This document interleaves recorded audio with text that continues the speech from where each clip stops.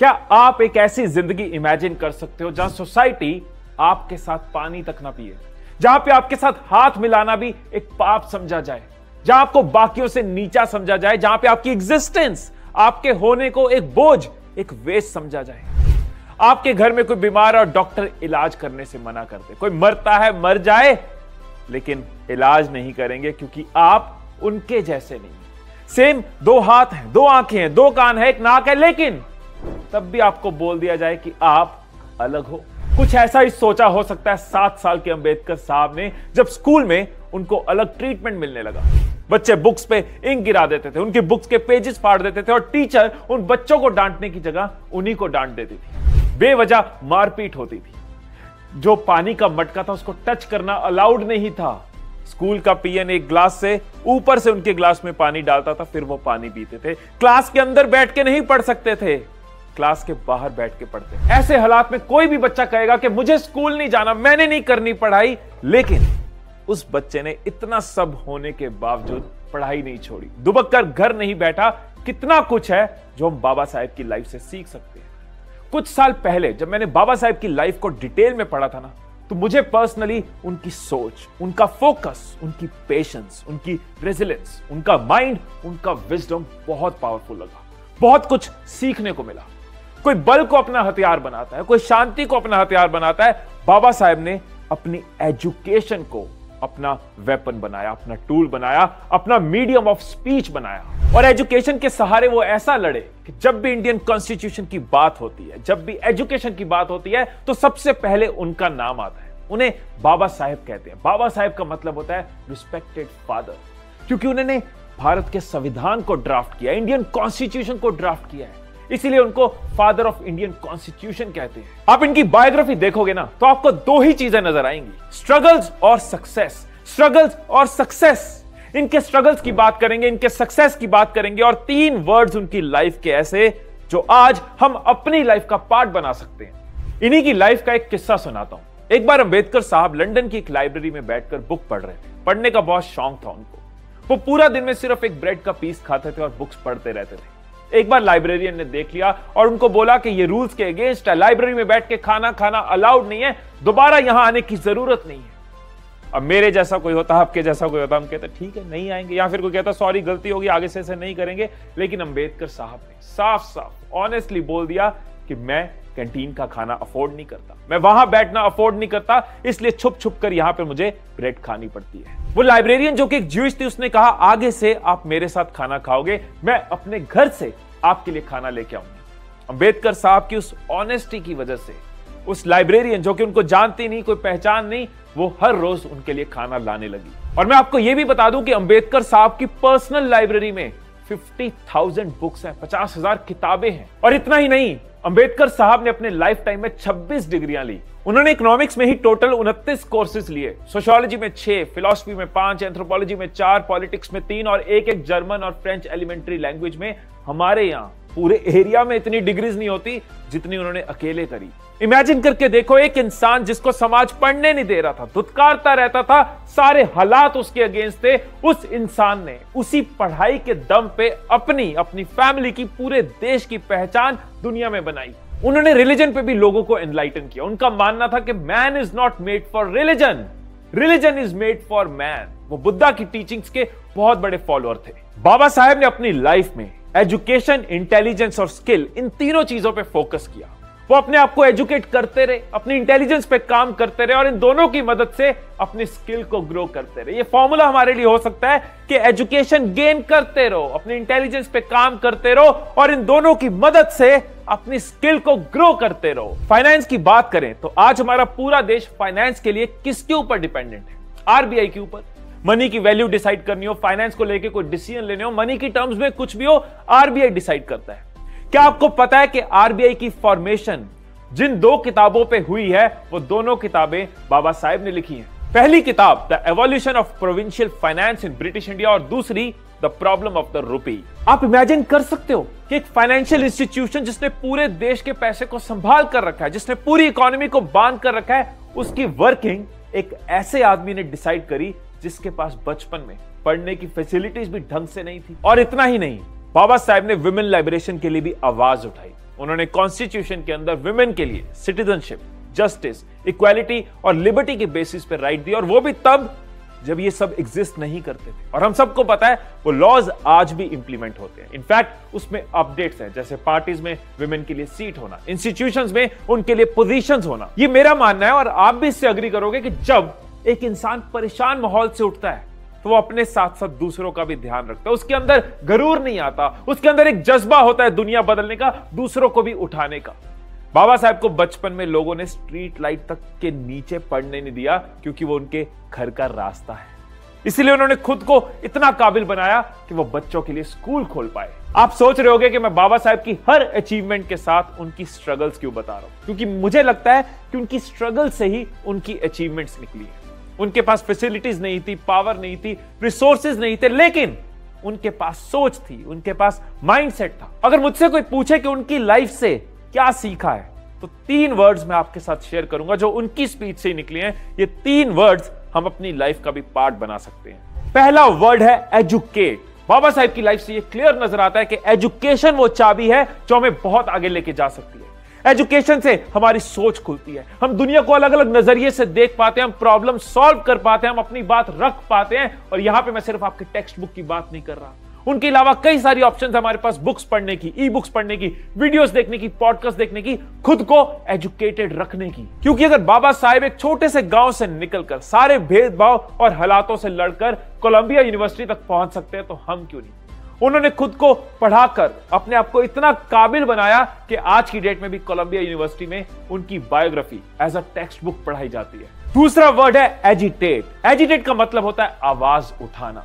अंबेडकर साहब ने पूरी जिंदगी गलत के खिलाफ आवाज उठाई, सिर्फ अपने लिए नहीं, वो दूसरों के हक के लिए लड़े और दूसरों को भी यही सिखाया कि जब कुछ गलत नजर आए आवाज उठाओ। जब वो बाहर गए पढ़ने, अब बाहर चले गए, पढ़ लिया, बाहर सेटल हो सकते हैं, कई तरह के लालच आ सकते हैं, अपनी जिंदगी को अलग ट्रैक दे सकते हैं, लेकिन उनके माइंड पे वो कंट्रोल था, वो अपने रूट्स के साथ कनेक्टेड थे, अपना पर्पस क्लियर था। उन्होंने देश में आके गलत के लिए आवाज उठाई, उठाते रहे। इस चीज को हमें भी याद रखना होगा। बदलती दुनिया के साथ कहीं हम बदलते ना जाए, हमारी सोच कहीं करप्ट और पोल्यूटेड होती ना जाए। सच के लिए आवाज उठाना, जो हमें सही लग रहा है उसके लिए आवाज उठाना, वो डर को खत्म करना होगा। जहां भी कुछ गलत नजर आ रहा है, सोसाइटी के गार्ड के साथ कुछ गलत हो रहा है, ऑफिस के पीएन के साथ कुछ गलत हो रहा है, या घर में कोई काम कर रहा है उसके साथ गलत हो रहा है, शुरुआत घर से ही करनी होगी। सच के लिए, सही के लिए आवाज उठाते रहना चाहिए। और थर्ड वर्ड है ऑर्गेनाइज। ये एक लाइफ सेविंग स्किल है। एक इंसान 26 डिग्रियां तभी कर सकता है अगर वो ऑर्गेनाइज्ड है। सबसे पहले उन्होंने अपनी सोच को ऑर्गेनाइज किया, क्योंकि इतने तरह के प्रेशर्स हैं, सोसाइटी के प्रेशर्स हैं, इमोशनल डिस्ट्रैक्शंस हैं, भेदभाव है, गरीबी है, लेकिन उस थॉट को ऑर्गेनाइज किया, अपने लाइफ के पर्पस को ऑर्गेनाइज किया, अपनी जिंदगी को ऑर्गेनाइज किया, तभी वो इतना एक्सेल कर पाए।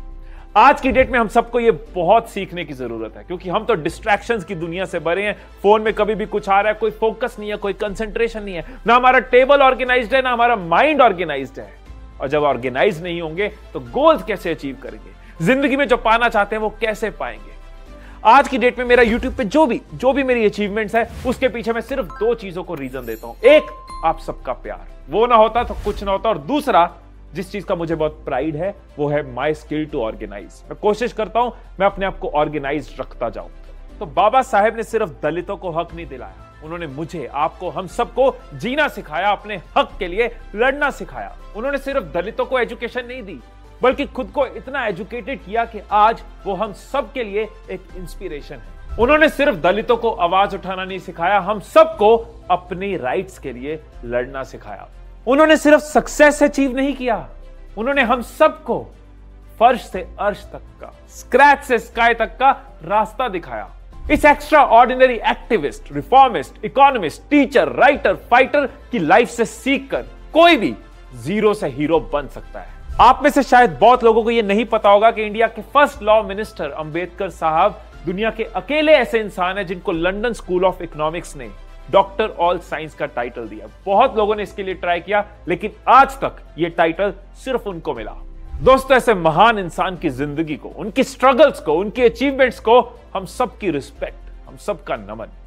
उनके काम के लिए, उनकी मेहनत के लिए, उनकी कंट्रीब्यूशन के लिए 14 अप्रैल जिस दिन उनका जन्मदिन होता है, उस दिन हर साल अंबेडकर जयंती मनाई जाती है। दोस्तों जाने से पहले एक चीज जरूर कहूंगा कि उनकी जो भेदभाव Dr. Baba Saheb Ambedkar, the father of the Indian Constitution.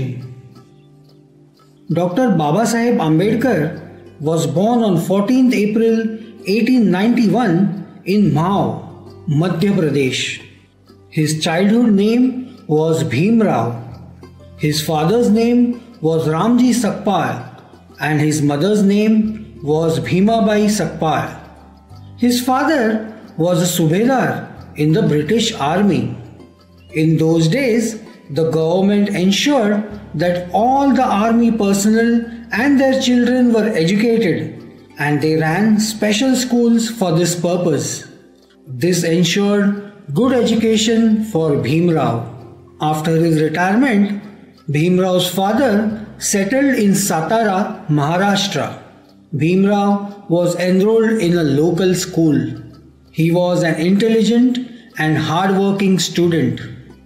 But as he was born as Shudras, meaning untouchable, he experienced caste discrimination right from his childhood. In school, he had to sit on the floor in one corner of the classroom. "Hey, look at him! Ha ha ha ha ha!" The teachers would not touch his notebooks. "Sir, can you please check my homework?" "No, not now." Upper caste students would not talk, study, or even play with him. "Can I play with you?" "Go away. We don't want to play with you." He was also not allowed to drink water from the vessel used by the upper class students. "Hey, what are you doing? You cannot drink water from this glass." Despite many difficulties, young Bhim Rao never lost heart. By the quality of his hard work, determination and commitment, he earned several scholarships to support his education. His teacher gave him the surname Ambedkar in school records. In 1906, when he was just 15 years old, he got married to Ramabai, who was just 9 years old at that time. Bhim Rao continued his studies and passed his matriculation exam from Bombay University with flying colors in 1908. He joined the Elphinstone College for further education. In 1912, he graduated in political science and economics from the Bombay University and got a job in Baroda. During a public ceremony, Dada Keluskar gifted him biography of Buddha. "Here, this is a small gift for you." "What is it, sir?" "It is the biography of Buddha. It will guide you to lead a successful life." In 1913, Bhim Rao Ambedkar lost his father. In the same year, Maharaja of Baroda awarded scholarship to Bhim Rao Ambedkar and sent him to America for further studies. Bhim Rao reached New York in July 1913. For the first time in his life, Bhim Rao was not demeaned for being a Mahar. He immersed himself in studies and received a degree in Master of Arts and a doctorate in philosophy from Columbia University in 1916 for his thesis National Dividend for India, a historical and analytical study. From America, Dr. Ambedkar proceeded to London to study economics and political science. But the Baroda government terminated his scholarship and called him back. The Maharaja of Baroda appointed Dr. Ambedkar as his political secretary, but no one would take orders from him because he was a Mahar. "Sir, please read this document and sign." "Who are you to give me orders? I will not sign it." Bhim Rao Ambedkar returned to Bombay in November 1917. With the help of Shahu Maharaj of Kolhapur, he started a fortnightly newspaper, the Mukh Nayak, on January 31, 1920. The Maharaja also organized many meetings and conferences of the untouchables, which Bhim Rao addressed. My friends, we will not suffer anymore. We will fight this battle together. In September 1920, after accumulating sufficient funds, Ambedkar went back to London to complete his studies.